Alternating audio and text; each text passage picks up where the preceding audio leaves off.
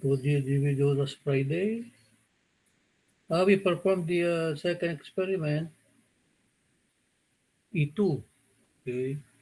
That is uniformly accelerated motion. And this will be, the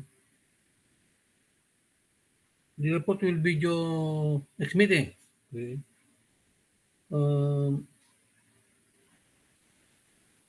be sure if you finalize your report, there must be accompanying figure, the actual activity that we have performed according to the sketches or figures that I inserted in the procedure. So take note, leader. Okay. Also, we started the lesson on force and motion before. I hope you already are familiar with the different forces that may act on the system. Okay. The these five forces, starting from the force letter F, the weight the W, the normal force N, the friction force small f, and the tension force capital letter T. So again, I would suggest uh, all members of the class to read and understand the definition of the five forces. Okay, let's continue.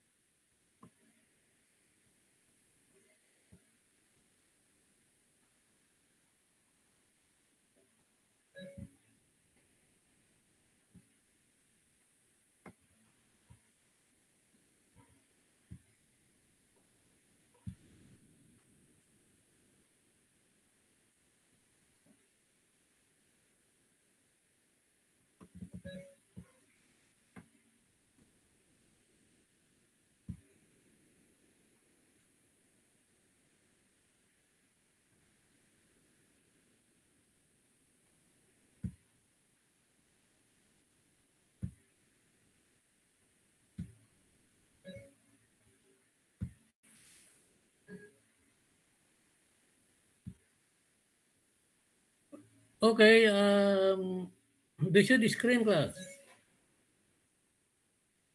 Makikita nyo ba na yung screen?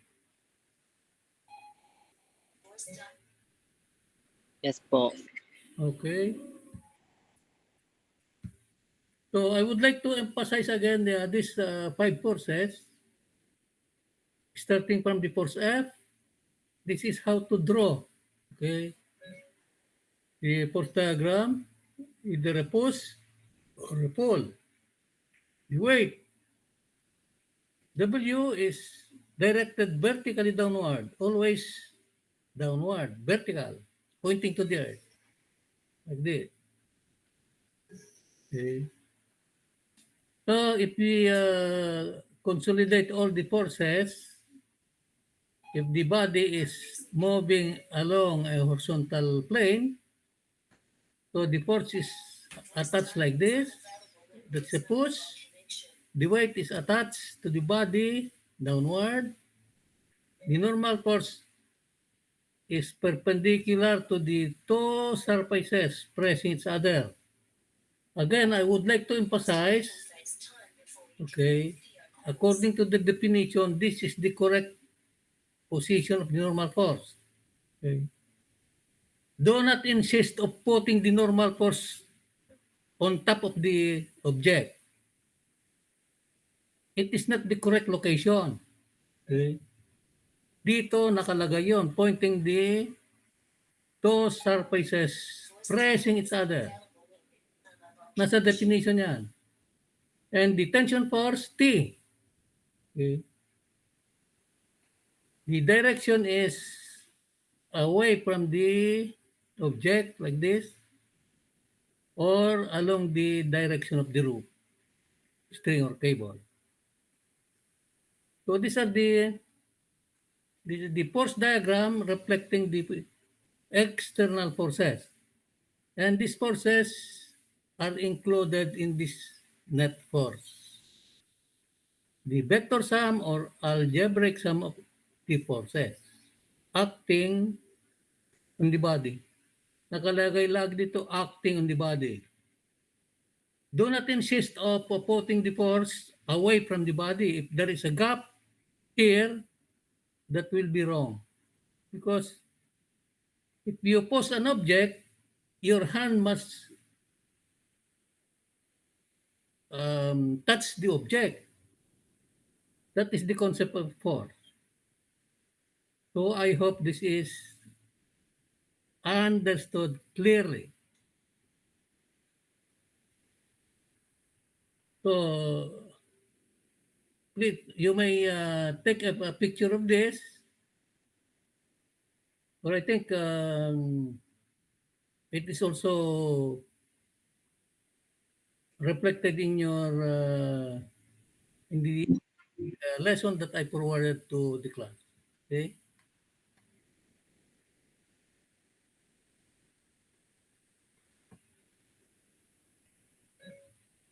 Okay. Today we will discuss the laws of Newton, Newton's laws of motion.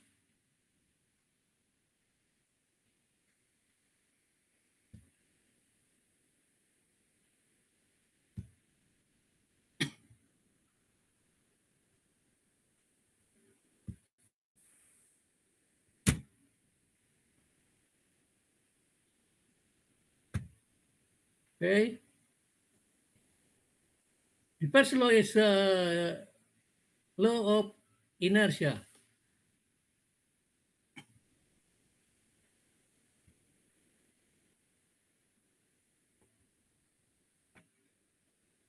This law states that the body at rest will remain at rest, and the body in motion will continue to move in motion at constant velocity in a straight line, unless in either case it is acted upon by an external unbalanced force.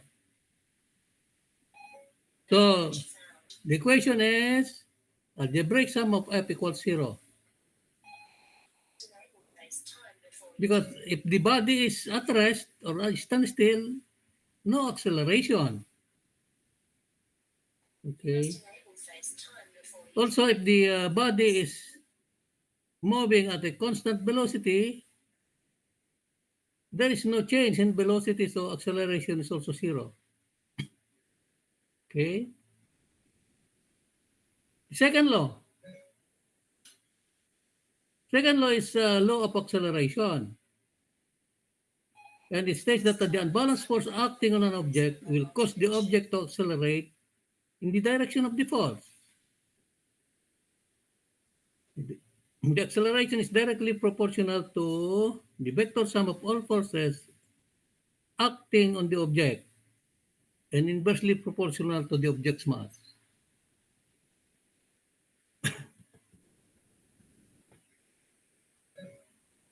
So in equation form,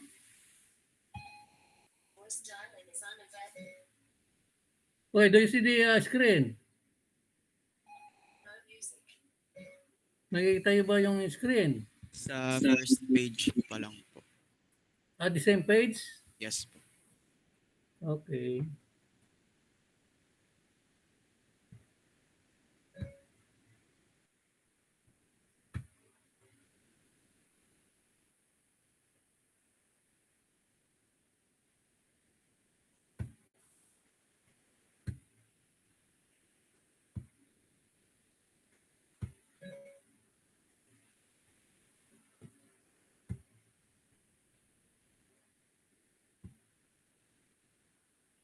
Okay, so we are now on the second next page. In the equation form, the second law is algebraic sum of F equals ma. This is the equation of the second law. Algebraic sum of the forces on this direction, to the right is equal to the mass multiplied by the acceleration, also the same direction. Okay.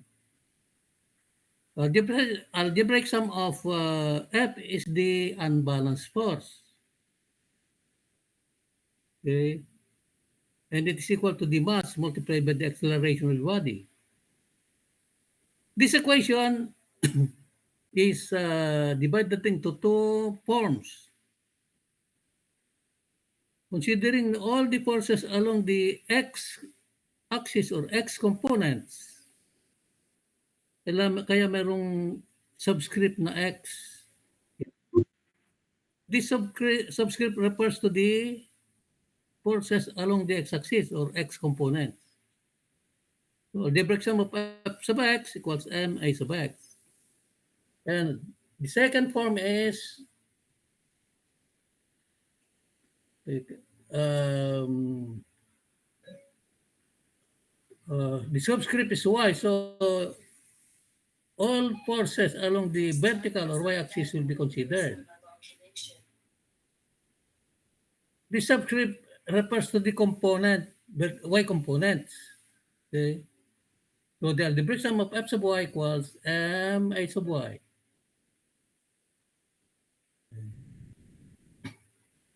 That is the second law. The third law is called the law of action and reaction forces. Okay. And the equation is the action force is equal to the negative reaction force. That means whenever one object exerts a force on another object, the second object exerts a reaction force of equal magnitude but in opposite direction to the first force. That's why there is a negative sign for the reaction force. Okay. Those are the three laws of motion formulated by Isaac Newton and his colleagues. Now, in this lesson, we will concentrate more on the Newton's second law. That is the law of acceleration. Newton's second law of motion relates to the forces acting on an object to its acceleration. And kinematics is often used to relate the object's acceleration to its changing velocity and position. Now, what is kinematics? Okay. Kinematics is, we have already covered this. It is the uniformly accelerated linear motion or motion of bodies in straight line, linear. And what are the formulas that we encountered here, covered here? The three formulas for uniformly accelerated motion. Okay. And those formulas is v sub f equals v sub o plus at. V sub f squared equals v sub o squared plus 2as. And s is v sub ot plus 1 half at squared. Those are the formulas that we used in uniformly accelerated motion. Okay. Now, further to Newton's second law of motion, there are problems related to the second law. And such problems, we have this strategy called problem solving strategy for when dealing with problems involving the application of Newton's second law of motion. And there are steps to be followed. Okay. Of course, we will still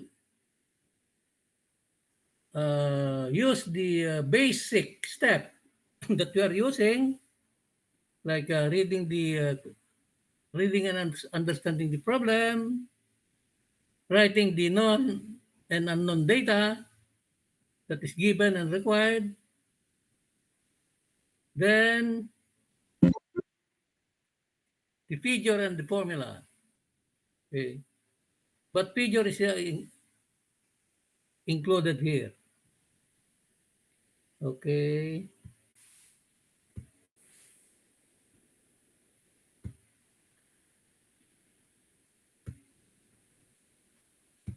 Okay, please listen because we will be again using this formula. Okay. We will be using this formula. So this is the step that we will follow. Okay. You might be thinking you have already solutions, ready-made solutions for the problems. Okay. Those ready-made solutions are not according to the procedure. So set aside those solutions because we will be following this. Okay, number one, draw a simple neat diagram of the system. Okay. We are familiar already with this figure, the figure or diagram. It must be simple, it must be neat so that anyone that see the figure but understand it. Okay. So if it's not simple and neat, even you will not understand it. Hindi nyo rin maintindihan. So, see to it. Follow step 1. Second, isolate the object of interest and draw the force diagram or free body diagram of the object. A diagram showing all external forces acting on the object. So, what does this mean? Okay.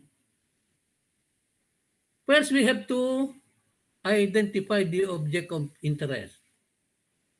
How could we do this? Oh, listen.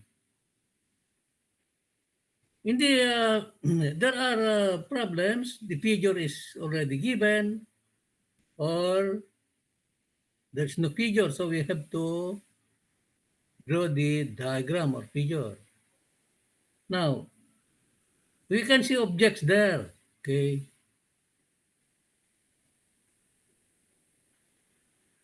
So identify the object of interest, look at the object. If there is force acting on it, it is called object of interest. Halimbawa po, may F, object of interest siya. If may W, object of interest din. If there is tension, object of interest. If there's normal force, ganun din, object of interest. So, an object is classified as object of interest if there is force acting on it. Now, identifying this object of interest, we have to isolate or encircle that object so that we will separate that from the figure or the system. Kaya ina-isolate, grounded siya, then we will remove that in the system. Okay?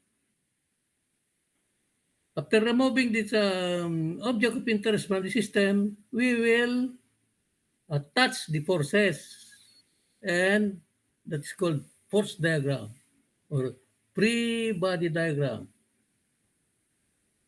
What is a force diagram or free body diagram? It is the diagram showing all external forces acting on the object. Yan ang force diagram. Okay. Example of force diagram is that diagram in the first page where all the 5 forces are attached. Force diagram ang tawag doon. Now in the figure, in the system, maybe you will identify 2 or 3 objects of interest. Okay.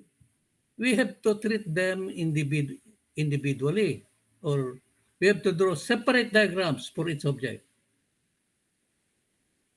Okay. That is number 2. Number 3, establish convenient coordinate axis for its object and find the component of the forces along this axis. So again, you notice here the term axis. Anong ibig sabihin nito? This is plural. It's referring to the x and the y axis. So we have to choose one axis here. What is convenient? And supposing we choose the x-axis as the convenient x-axis, we will reflect the x components. Okay. Kung ano lang yung axis, doon ilalagay yung mga components. If it lies on the x-axis, yan ang x component niya. Lahat na x component lang ilalagay. If you choose the convenient y-axis, only y forces will be reflected. Kasi component. Okay? And you are already expert in getting the components of a vector. Okay. Number 4, solve for the unknowns. How to solve for the unknowns? We have to write first the formula. Ano bang formula gagamitin sa Newton's second law of motion? The formula, general equation there is algebraic sum of F equals ma. So we will start on that formula. So, kung anong formula binigay ng IM dito sa ginagamit natin na material, yun ang ilalagay nating general equation or general formula. And knowing the formula, just substitute the given data to the formula. So that we can solve for the unknown. That is the 4 procedure in dealing with Newton's second law related problems. Any question, class?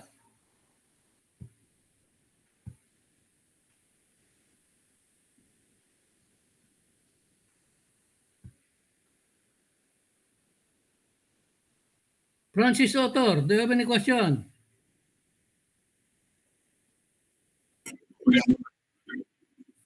Okay. Did you understand the what I have discussed regarding the procedure?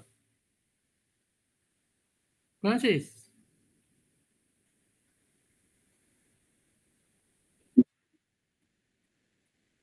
Okay, very good.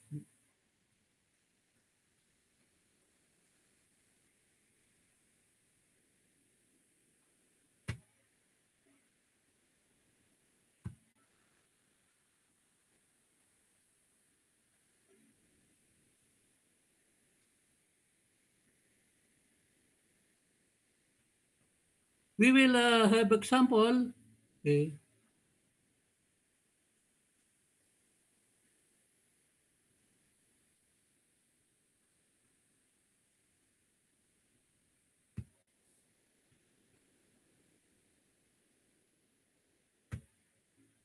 Okay.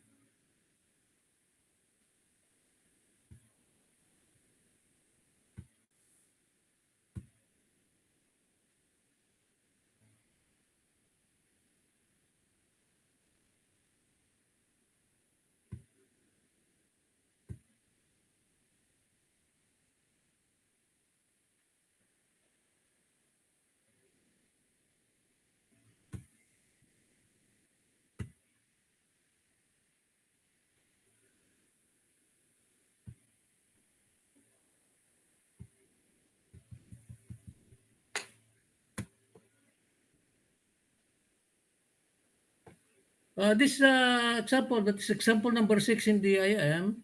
Okay. You can see the question there. Two inclined planes are arranged as shown. The two bodies 8 newtons and 10 newtons are tied at the end of a string that passes over a massless, frictionless pulley. Find the acceleration of the system and the tension in the string. Okay? So that is the question. So we have to understand first what is this problem. This is about uh, two inclined planes. This it's a inclined, and two weights are suspended, are tied at the end of a string that passes over massless pulley. So this is the pulley, which is massless and frictionless. Okay. Now, given here, the smaller mass is weighs 8 newtons. Okay. And the bigger one is 10 newtons there.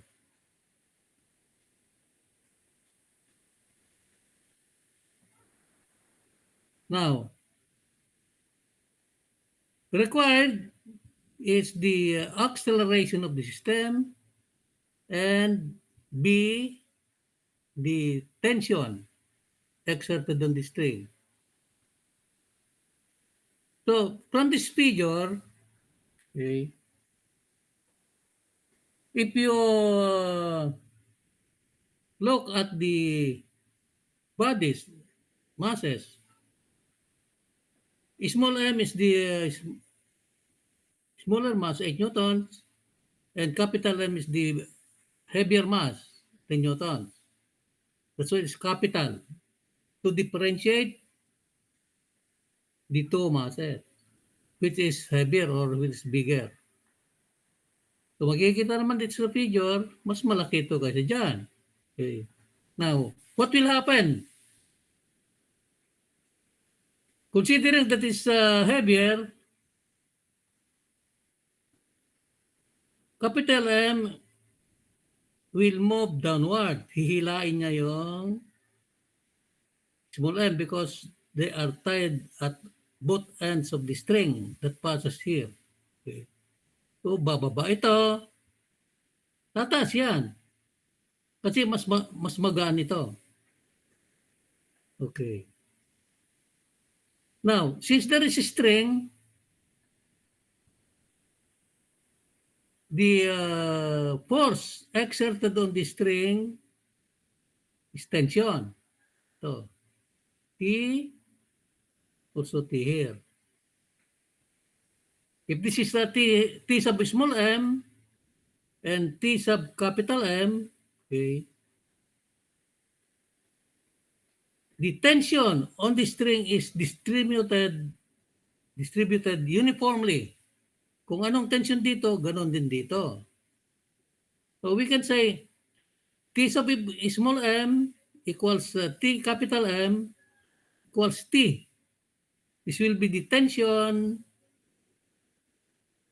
on this on the string or tension on the system. Okay. Also, since the small m and big M are attached at both ends of the string, they will have common velocity and common acceleration. Okay. Kasi nakatali sila at both ends. So A now is the acceleration of the system. Okay. So that is how to interpret the figure. So letter A, what is acceleration of the system, and letter B, the tension in the string there. And what will be the formula? Since there is motion, formula is algebraic sum of F equals MA. So whatever is the formula written in the IM, yun ang gagamitin natin. Do not use any formula that you see in other reference books. We must have a uniform formula according to the book or according to the IM that we are using. Okay. After writing the formula, we will go now to the first procedure. Okay. So, number one is the figure. We already accomplished the figure. Yan. Now, isolate. How to isolate now?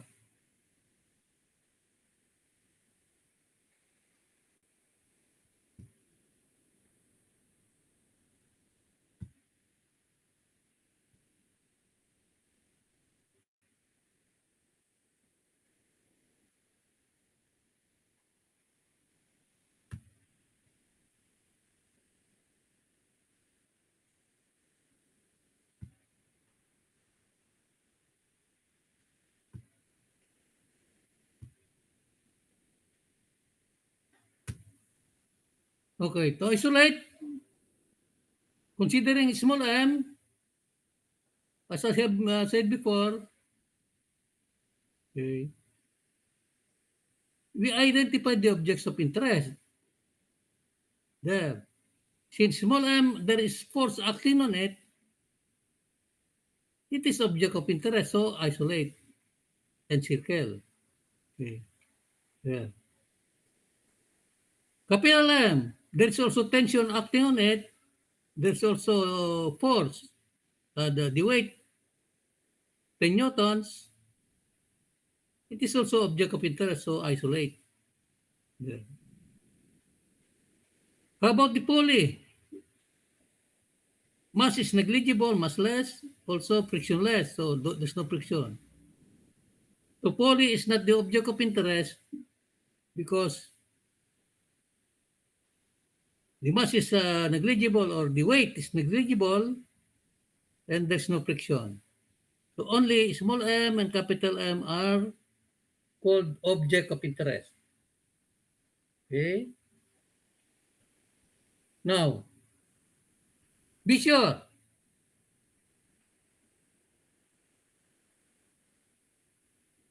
In making the force diagram, or for the next step, kasama pa rin sa step 2 ito, isolate, the force diagram or free body diagram.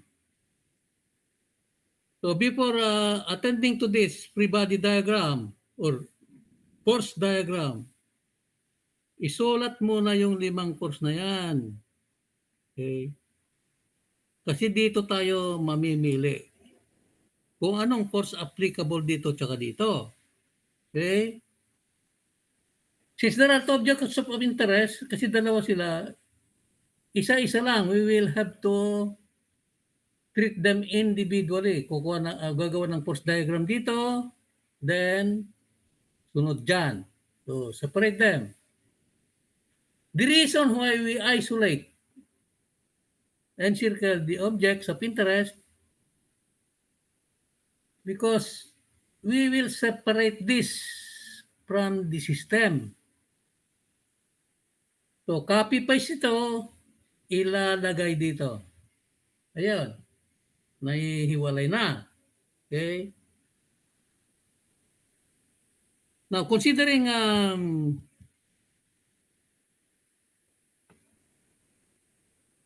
consider muna natin tong small m. Ayan. Okay. Kinopya natin yung tension, going there. Yung acceleration, meron din.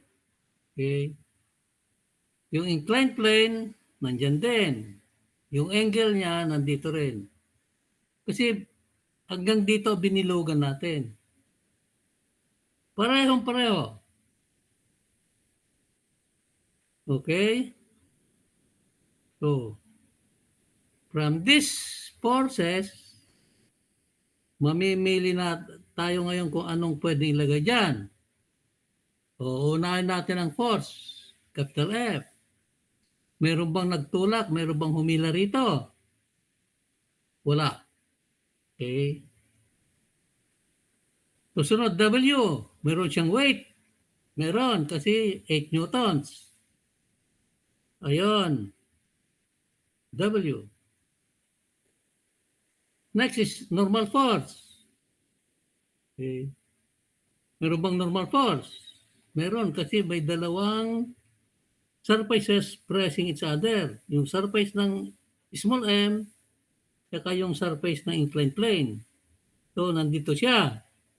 90 degrees or perpendicular to the surface. Meron. Meron bang friction? Small f.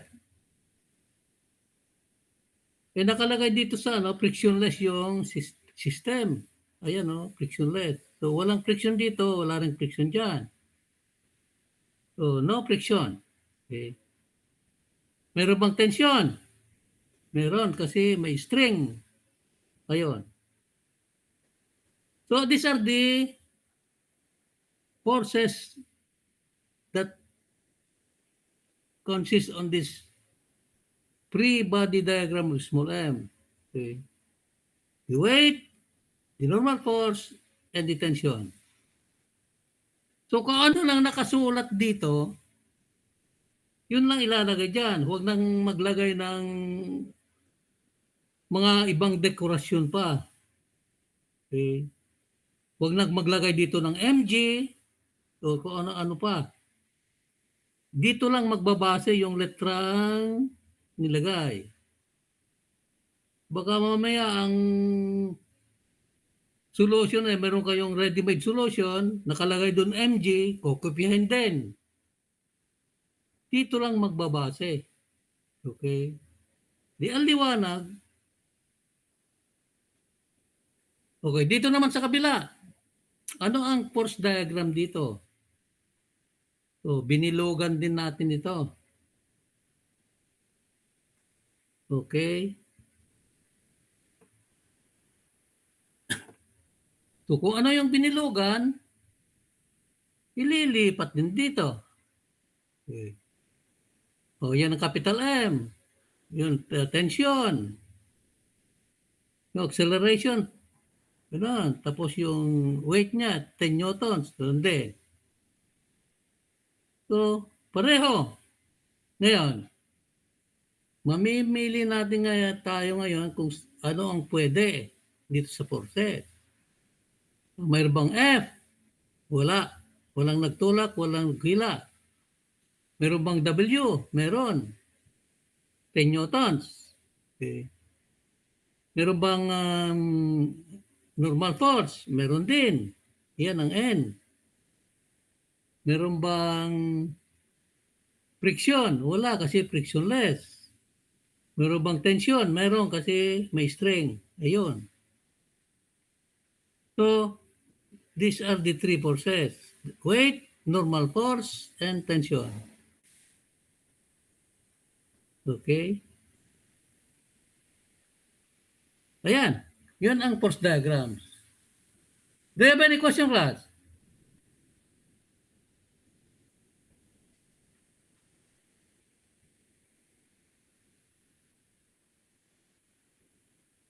Okay, let's continue. Walang tanong.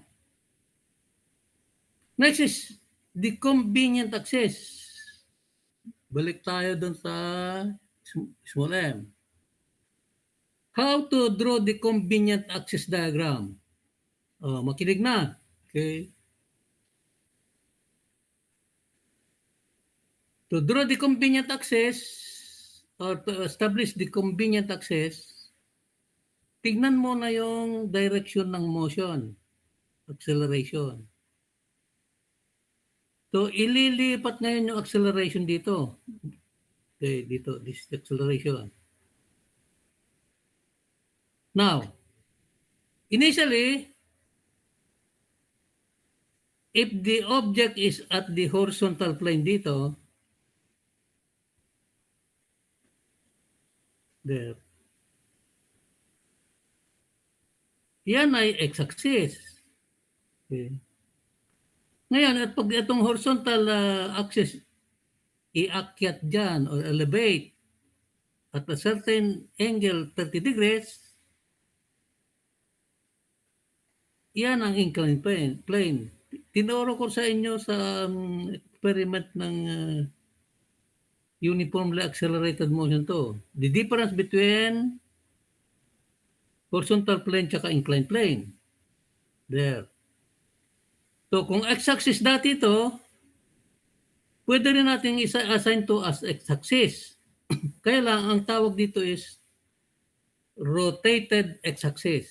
Ayan. So this will be our convenient axis. X-axis. It is parallel to the motion. Ayan. So, eto na yung pinili nating convenient axis. The x-axis. And here, since it is parallel to the motion, dito ang path ng object. Kasi yung acceleration niya. So, lipat natin ngayon yung object dito. Kasi dito siya gumagalaw sa along this x-axis. Bakit? Dahil yan ang motion niya. Oh. So, supposing the object is here now, M. This object M now is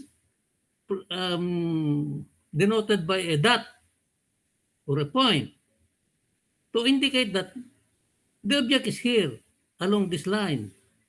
Dito siya gagalaw. So if the object is here, we reflect now the components. What are the x components or x forces along this axis? From the first diagram, we have the tension, okay, moving to the right. Pakanan siya, upward. There. Ano bang component niya? T sub x. Here. Okay. What are the other forces? There is a component of this weight that lies along the x-axis. Diyan. So ito. Yan. It is Wx. So there are only two components that lies along the convenient x-axis.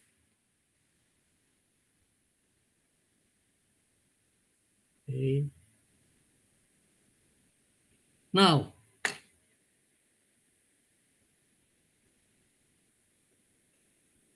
again, if this is the object, nandito siya, we may call it that the object is at the origin. Paano naging origin? Ilagay natin, if this is the x-axis, ilagay natin yung y-axis to origin dito. So, paano i-attach yung mga components?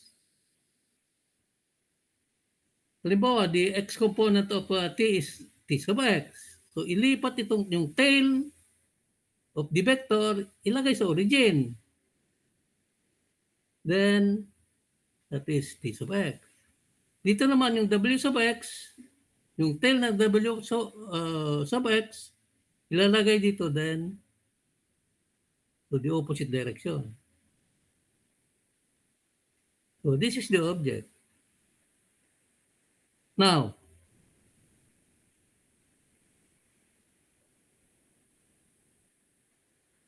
to do the equation, paano gagawin yung equation ngayon?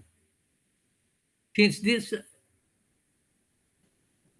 the object is along the x-axis, we will now use the equation algebraic sum of f sub x equals mix. Kasi x forces lang to, x components. Now, this is the unbalanced force. Kailangan kunin natin ang equation ng f sub x. Algebraic sum of f sub x.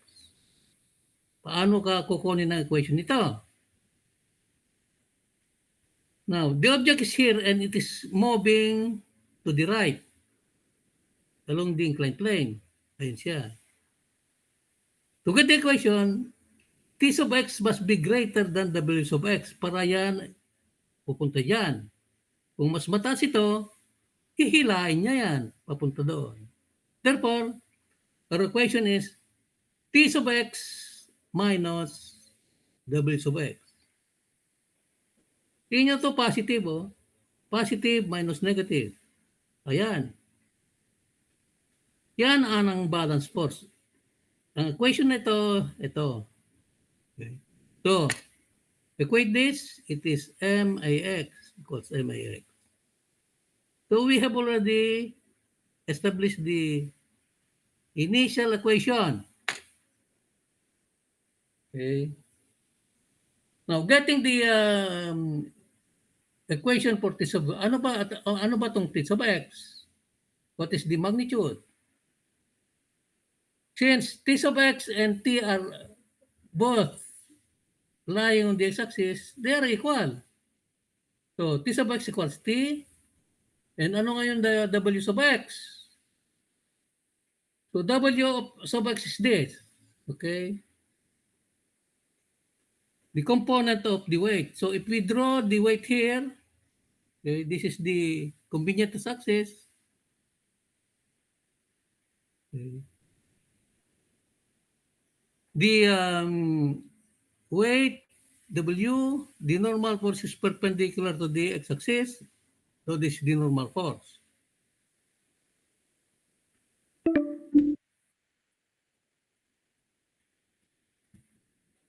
Okay, in 10 minutes we will be, the first session will expire. Meron tayong second session on this lecture at the time is 9 a.m. Gabriel? Si Gabriel? Hello po.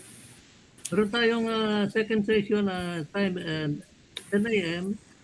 9 a.m. pala. Nasa inyo na ang link noon, ginamit na natin noon, di ba? Yes po. So pag pinotol ito, that means mag-start tayo ulit na 9 a.m. session, okay? Okay. Okay, we'll continue. Nasaan na ba yun? Okay. So, kunin natin ngayon yung W sub x. So, the angle between the weight W and normal force dito is equal to the angle of inclination, 30 rin. Ayan. So, if that will be the case, we have formed a right triangle whose side is N, hypotenuse on W, and the opposite side is W sub x. Kasi this line is equal to this line, to W sub x. By making a parallelogram here. Okay. So, anong equation ngayon W sub x? It is W, that is opposite side, so sine 30 degrees. Ayan. Any question about this? If you have any, if it's not clear to your class, please ask question. Okay? Hindi pwede ang manghuhula rito. We have to derive the equation of the components. So, knowing this equation now, substitute.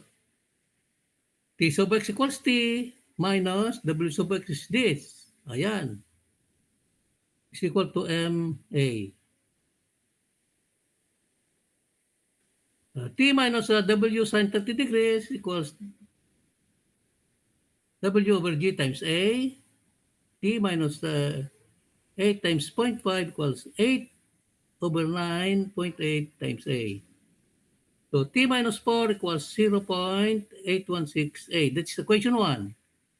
So nakuha natin na equation 1. Punta naman tayo dito sa capital M. We know already the force diagram. Okay. Yung convenient axis, ganun din. The same as we did in the small m. So transferring this, our convenient axis is also x-axis. Transferring this capital M here on this convenient x-axis, what are the forces, the components? Now, since the object is moving downward, it will be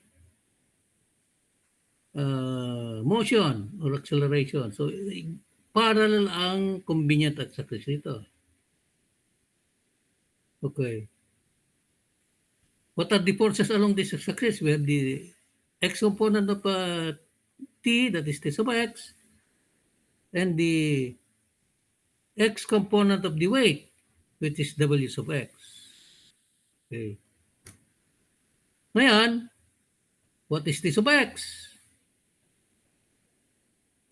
T sub x equals t. Okay. What is w sub x? There. So this is the normal force, this is the weight. The angle of inclination of the inclined plane is 37. So 37 din yon. So kung w sub x ito, w sub x ito, that is the opposite side of the 37 degrees. So the w sub x equals w sine 37 degrees. So we will substitute now w sub x. How we get this formula, the algebraic sum of f sub x equals mix. Paano natin nakuha ito? Punta tayo dito sa diagram, convenient axis diagram. If this is the object, in order for this object to go down, because of this acceleration, this must be greater than t sub x. So w sub x minus t sub x, there, equals mix. So sine 37, w sine 37 degrees minus t equals w over g times a. Sine 37 degrees is 0.0602. W equals 10 times 0.0602 minus t equals 10 over 9.8 times a. So 6.02 minus t equals 1.02 times a. This is equation 2. Now, we already have two equations, so we can solve for the unknown. Adding this equation 1 and 2, here, we have a is equal to 2.02 over 1.836 equals 1.1 meter per second squared. So knowing the acceleration 1.1, we can substitute it in any of this equation, 1 or 2. And we substitute at equation 1, that is 1.1. So the tension is found out to be 4.89 newtons. That is the tension of the system and the acceleration of the system. Tension in the cord. Any question, Kat? May tanong ba kayo? We have still 4 minutes.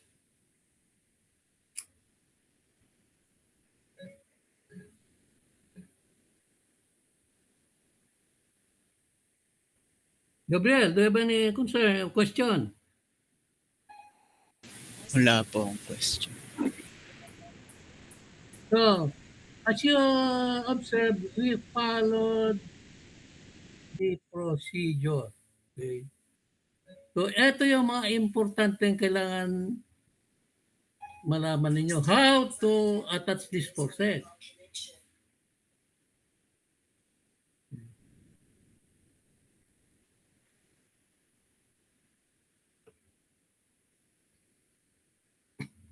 There are also good examples in the lesson. So, I leave those examples for you to try to verify or check the solutions according to the procedure. Solution na lang ang nilagay doon. So, you have to draw the diagram or figure determine the objects of interest, then isolate. Okay. Then draw the force diagram. Also establish the convenient axis. Draw the convenient axis diagram. Ayan. Reflect the object here dito sa convenient axis na in-establish ninyo. Then, in the convenient axis diagram, dito makukuha yung equation. Kasi yung mga x, yung mga component na ilalagay. There. So in dealing with the forces, this component is very important. Laging ginagamit yan. Because we will be attaching all these components, the x-axis and the y-axis.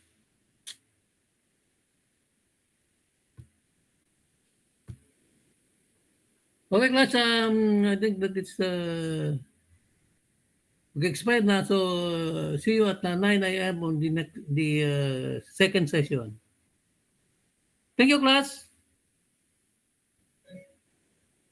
Matatapos na tawa. Okay, bye. Salamat po, sir. Thank you.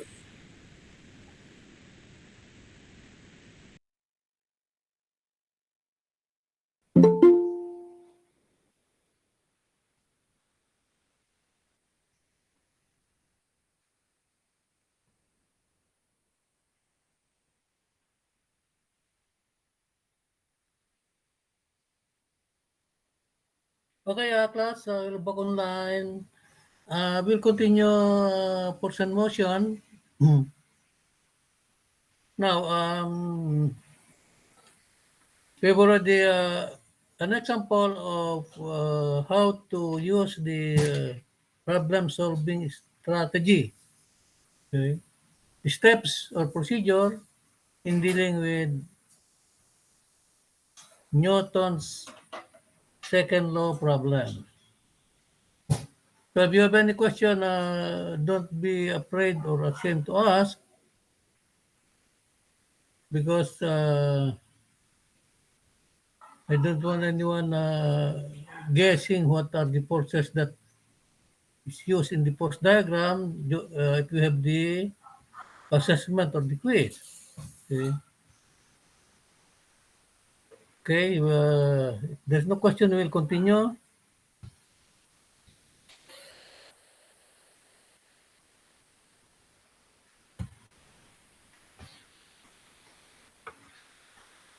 We will discuss friction. Okay. We know we have defined friction already before as a force that tends to oppose the motion of the body at rest or body in motion. Okay. Now, friction is caused. So I have mentioned before.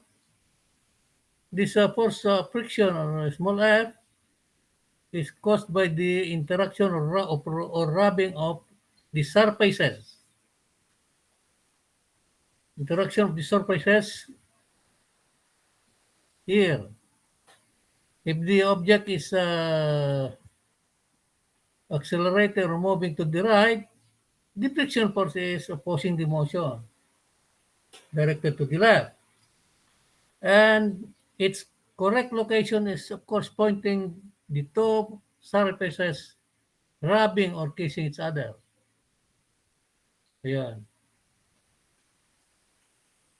So I would like to remind the class again that in maybe in your previous physics class, the friction is small f is placed here at the center, okay, or any part. It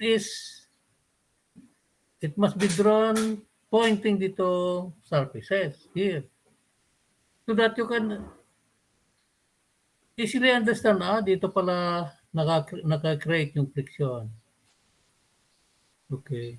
So in the first diagram, please put this pointing dito surfaces. interacting with each other.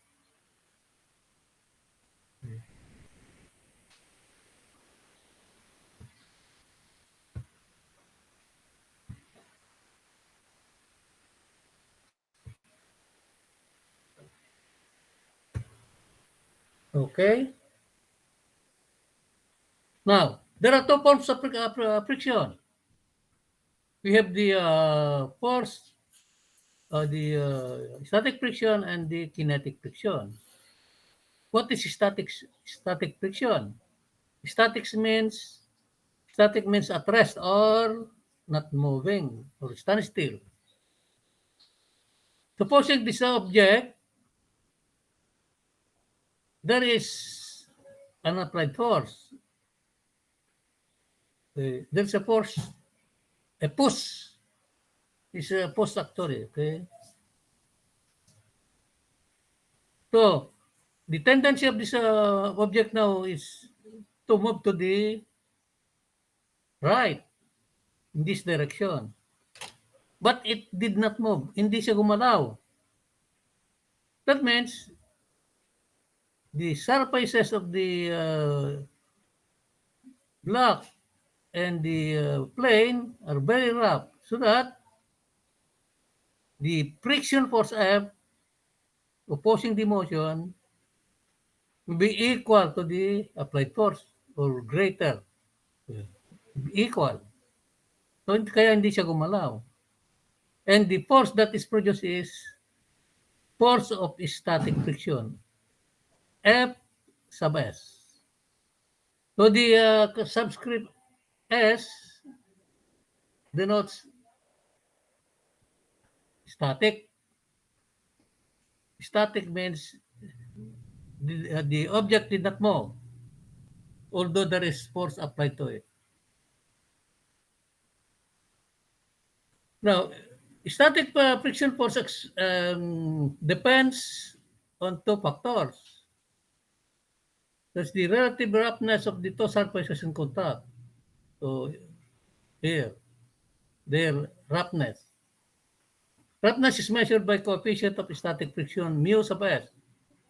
It is denoted by the Greek letter mu sub s. The larger the value of the coefficient of static friction, the rougher the surfaces and the harder the object is being moved. Okay. Now, coefficient of friction ranges from 0 to 1. If mu is 0, the surfaces are very smooth. So there is no frictionless. If the coefficient of friction is 1, the surfaces are very rough. So it is harder to move. That is according to the factor letter A. Also, the magnitude of the normal force between the object and the surface on which it rests. There. Because if we draw the force diagram, the normal force is here. Ayan, normal force. Okay. So, the larger the normal force, the harder it is to make the object move. Okay. So, if the surfaces are very rough, okay, the value of the normal force is high. There. Kinetic friction. Okay. The term kinetic is motion. So this is friction in motion. That means if this object is acted by a force directed to the right, okay, and did this object move, the friction that is produced is called kinetic friction or force of kinetic friction. There. Okay. So, the subscript kinetic, K, if it is given in the problem of coefficient of kinetic friction is 0.2, for example. it indicates that the object is moving, okay, when force is applied to it. Now, the force of kinetic friction is always less than the force of static friction. It follows also that the coefficient of static friction is greater than the coefficient of kinetic friction. Which says here kinetic frictional force is less than the static friction. Okay. Yeah. Now, since the range of coefficient of friction is from 0 to 1, okay, and the formula of friction is coefficient of friction times the normal force. Here, F sub s is equal to mu sub s times n.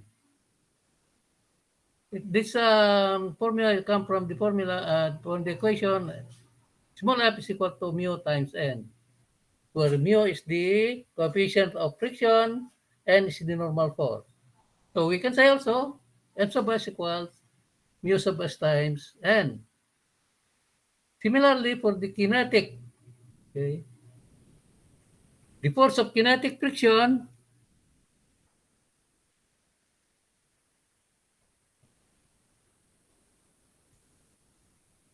F sub k is equal to mu sub k times n. As I have mentioned earlier, subscript S stands for static, that is the object that move, and subscript K is kinetic, that means the object moves. And mu sub K is always less than mu sub S. There.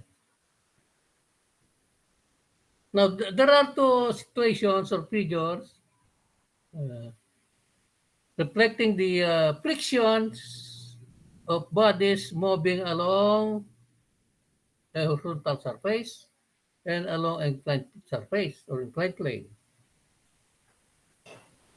So these are actually the force diagram of bodies moving along a horizontal surface. Okay. If there is applied force, the body tends to go to the right, they have the same direction, because of the formula second law, algebraic sum of F equals ma. The unbalanced force at the same direction with the motion or acceleration A. So these are this is the force diagram for object on a horizontal surface. And this is also the force diagram of this object moving along inclined plane. Take note of the friction. Yeah, friction force.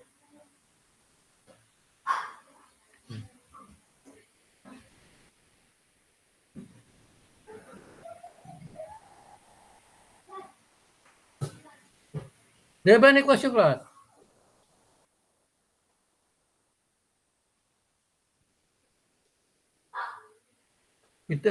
Also, please take note that in the previous example, this is the diagram, except this frictional force, because in the problem before, the system is frictionless. That's why we did not put the friction force. Or small f. Okay. But if the coefficient of friction is given, understood there is friction.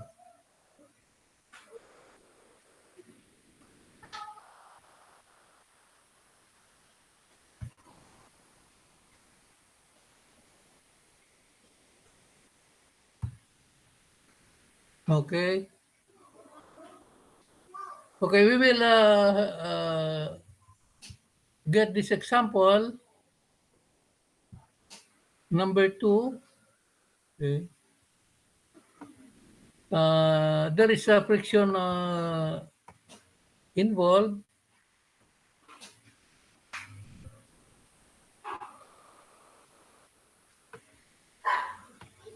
Okay, 15 Newton body on an inclined plane, 4 feet wide and at the base and 3 feet high. It's pulled upward by force 30 degrees above the plane, as shown in figure, making the body move upward uniformly. Determine the magnitude of the applied force if coefficient of kinetic friction between the surfaces in contact is 0.25. So we have to understand this problem.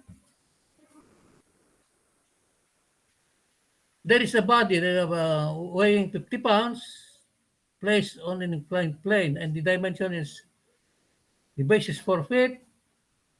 Okay. The altitude is 3 feet. And the inclined plane is 30 degrees. I don't know. The force, there's a force applied which is 30 degrees with the plane. Excuse me po, sir. Yes? Hindi po makita yung example. Okay, okay, very good. Hindi pala na-exit. Yung dating page ang nakikita nyo? Yes po, sir.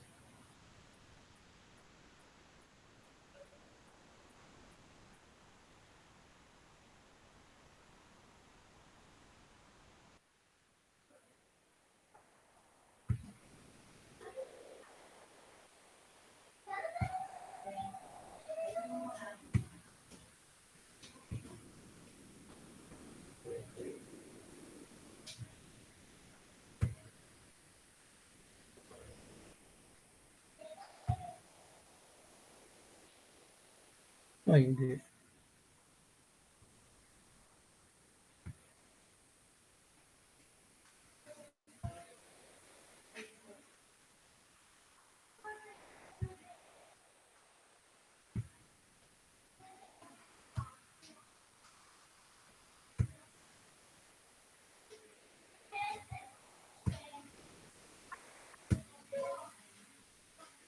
Ayan. Nakikita na? Example number 2. Kita na po. Okay, please listen. Okay. A body, 50 Newton body on an inclined plane, 4 feet wide at the base and 3 feet high, is pulled up by an upward force 30 degrees above the plane, making the body move upward uniformly. Determine the magnitude of the applied force if the coefficient of kinetic friction between the surfaces in contact is 0.25. So first we have to understand, okay, this problem. We have a 50 Newton body here, okay. The weight is 50 Newton. There, given. The angle of the inclination of the plane is theta. That's the no, the angle of the plane force with respect to the inclined plane is 30 degrees. There. The coefficient of kinetic friction is 0.25. So this means the applied force, the forces applied, the body is moving because of this subscript K, kinetic.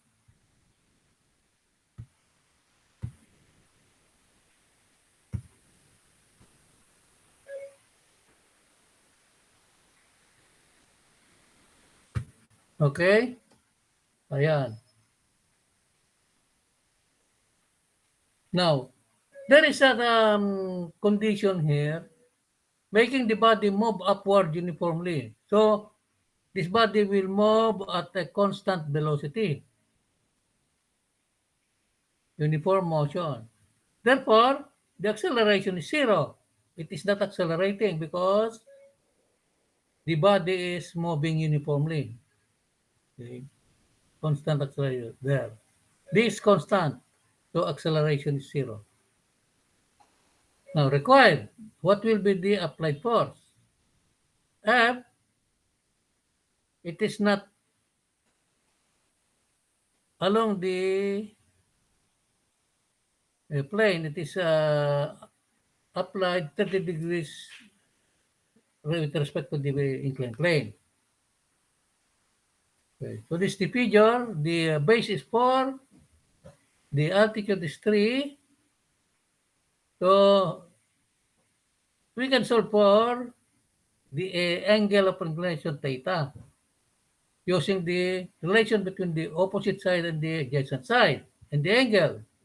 So tangent of the angle theta is opposite side over adjacent side, 3 over 4 or 0.75. Theta is our tangent 3 over 4 and is equal to 37 degrees. So 37 degrees ito, 30 yan. Okay.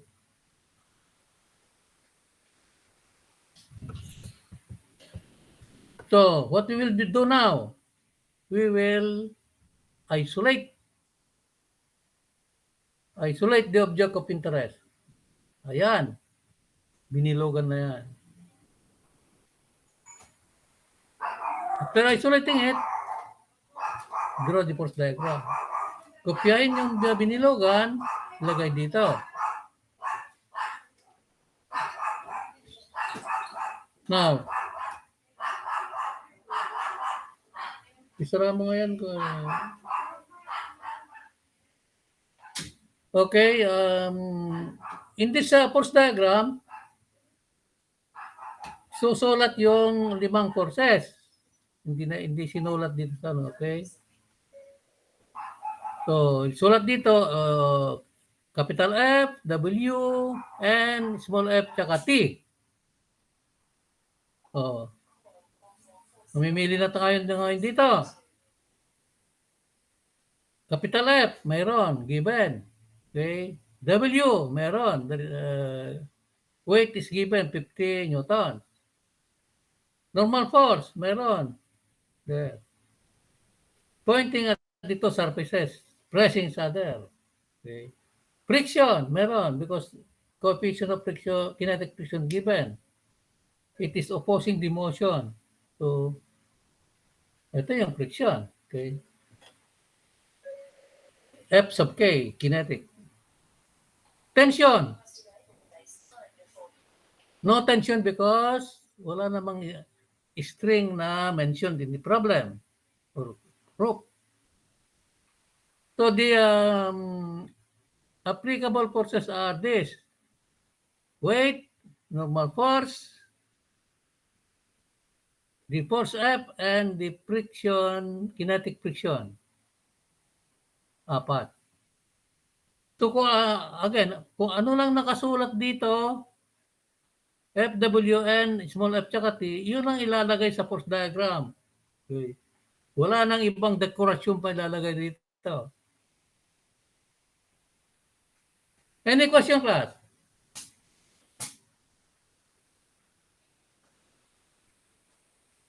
Okay? So next is the convenient axis diagram. So ito yung motion or acceleration, i-extend lang doon. Parallel sila. So this will be the convenient x-axis.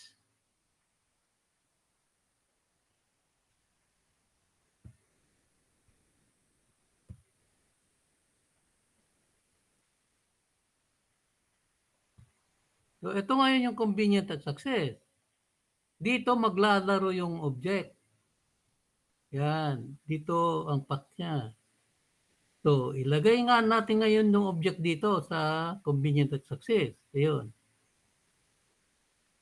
So, kung ito yung object, we will reflect the x components or the component of the forces along this rotated x-axis.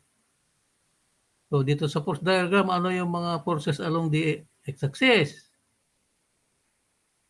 Meron yung force, the component of force F, which is F sub x. Ayan. Okay. What else? There is a force going down along the x-axis, which is F sub k. Ayan. Also, the x component of the weight, papunta rito, W sub x. Ayun. Okay. So, to get the equation of W sub x, kagaya dun sa ginawa natin kanina, draw the triangle. Kung 37 ito, 37 din yan. Great. Okay? Now, we have reflected the x components here.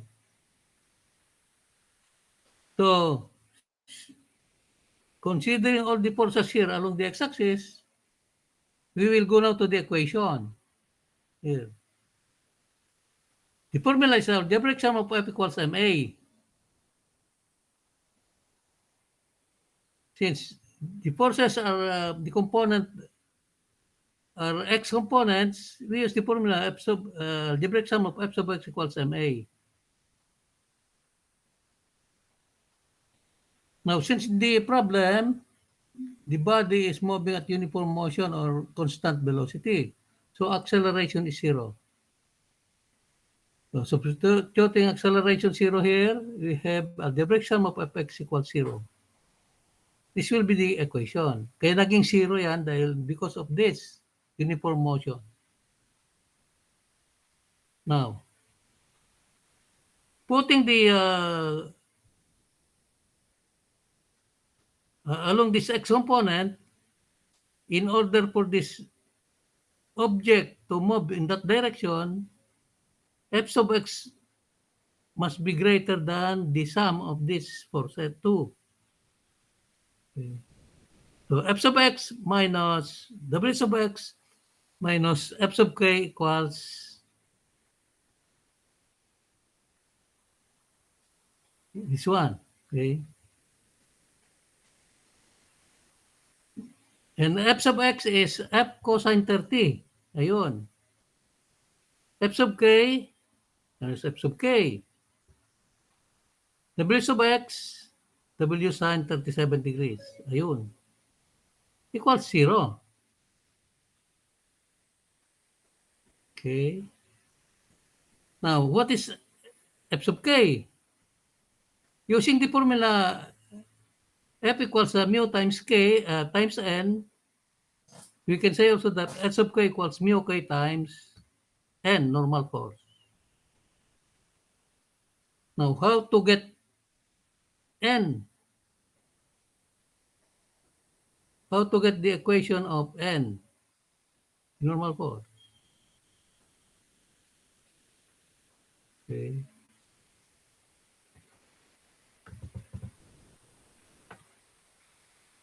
Now, in this figure, n is going upward, directed upward. Another force that go upward is the y component of f. Ayun, pataas. So, dalawang pataas, isang pababa. Here.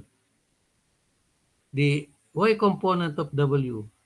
So, if we reflect here in the figure, pag dito yung object,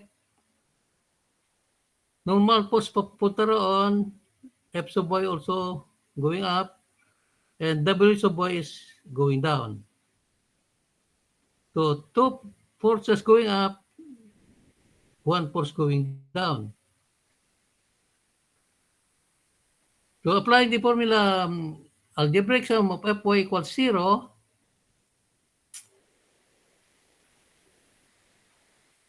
adding these two positive forces, n plus f sub y minus wy equals 0. Yun. F sub y plus n minus wy equals 0. And what is f sub y? F sub y here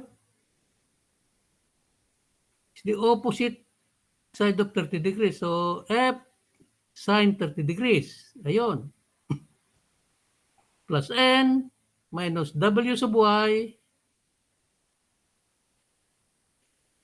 This is w. Ang w sub y dito. Adjacent side of the angle theta or 37 degrees. So, it's w cosine 37 degrees. Ayun. So it is equal to 0. So in this equation, we can get the equation for the normal force. N equals, pag ilagay ito sa kabila, maging positive. W cosine 37 degrees, ilagay din ito sa kabila, maging negative. Minus F sine 30. So this is the equation of the normal force. So iso-substitute ngayon dito. Okay. F cosine 30 degrees minus, ano ba bang mu ko? 0.025.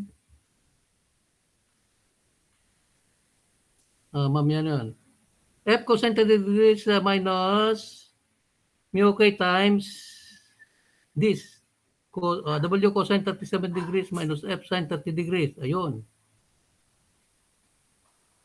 Minus W sine 30 degrees equals 0. So, ito siya ngayon. Now, you will take note that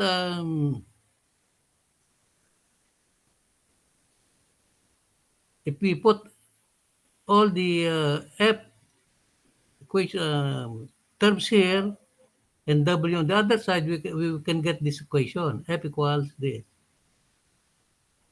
Now, substituting the force F is equal to 40.4 newtons. There. Or the clearer solution here is here. Okay.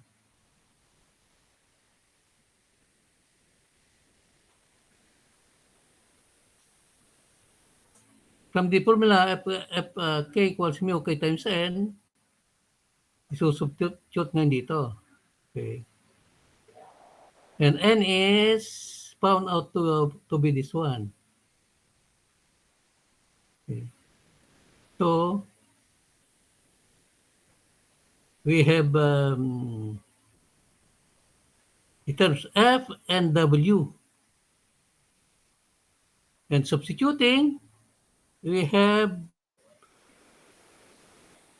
the cosine of 30 is 0.866, sine 37 is 0.6, cosine 37 is 0.8, sine 30 is 0.5. So, F is also equal to 40.4 newtons. This is only simplification already. What is important is the equation. Any question, class?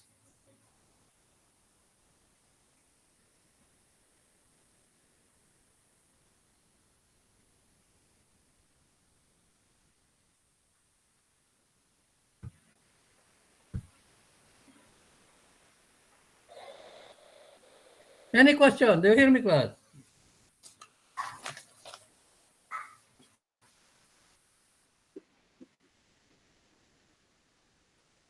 Okay. Today is 22.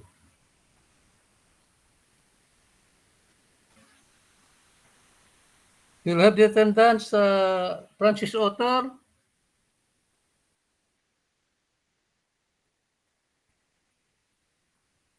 Bautista Gabriel, Present po, sir.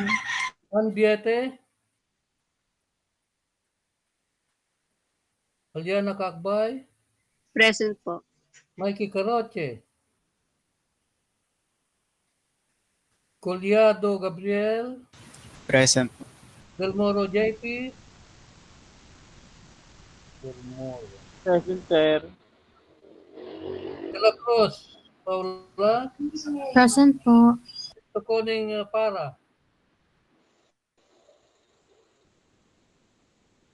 Edolsa Jubel,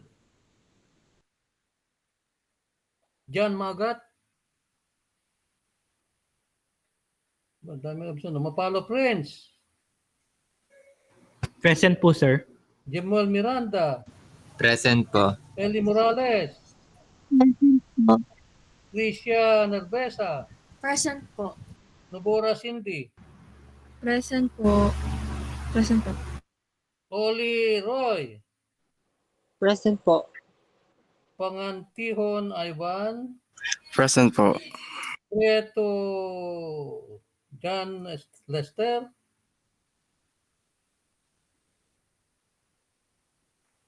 Recto Jocelyn, Reed Charles, Present po. Tampilo Christine Don, Present po. Villaseran Mark Henrik. Okay. Naku, dami absent. Ano ito? Okay, we will have the next activity assignment A3.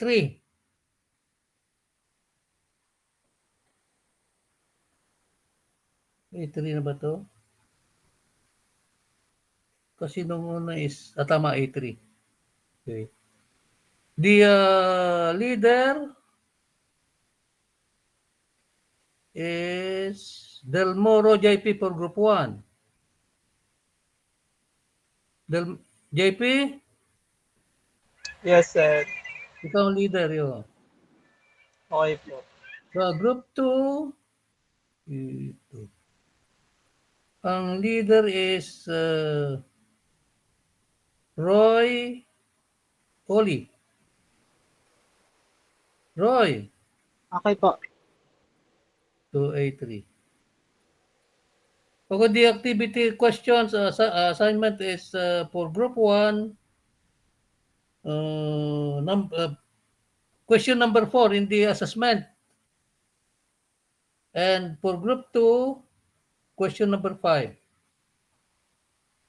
Makikita nyo sa assessment. Okay.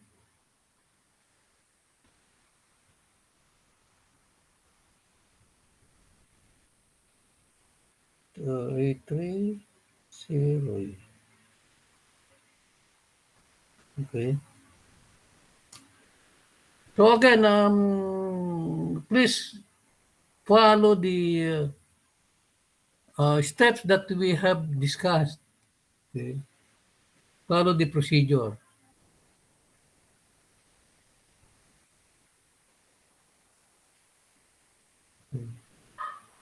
Also, the next meeting,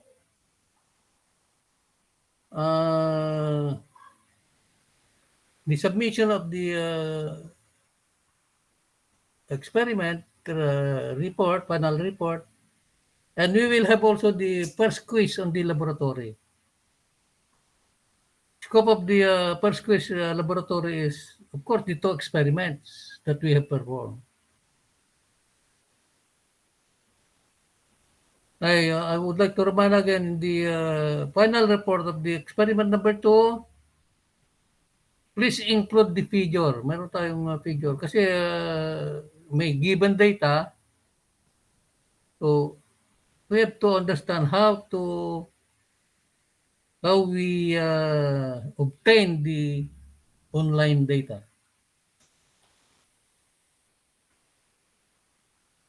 Any question, class? Hello po. Yes.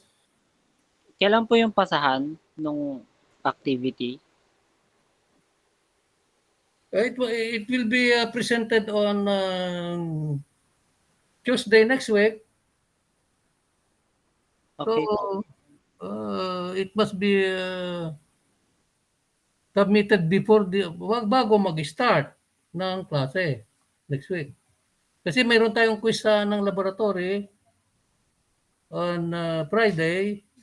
Hindi na tayo mag-meet, ipo-forward ko na lang yung question so that the duration of the quiz will be 7:30 to 10:30. Okay? Oh, may tanong pa ba, Roy? Wala na po. About the other members, do you have any question? Ipe-present pa po ba yung experiment number 2? Hindi na kasi hindi na nga tayo mag-online meeting sa Friday. Okay. So hindi na po ipe-present. I would request or advise the members, tulungan nyo yung leader ninyo mag-organize ng report. Kasi kung hindi nyo tulungan, hindi kayo makakasagot doon sa tanong sa quiz. So that is also one advice to all group members. Okay. We will be in the laboratory quiz. We'll be mostly making diagrams or sketches. So use ballpen and straight edge or roller. Okay. Hindi pwede yung balo-baloktot na lines. Try to make your diagrams or figures presentable naman. Okay. Okay. Thank you, class, for attending this second session of our class today. I'll just forward the questionnaire on next week on this Friday, because our meeting is Tuesday, Friday. The quiz will be timed to 3 hours. So good luck. Thank you, class. Stay safe and have a good day. Thank you po, sir. Bye. Thank you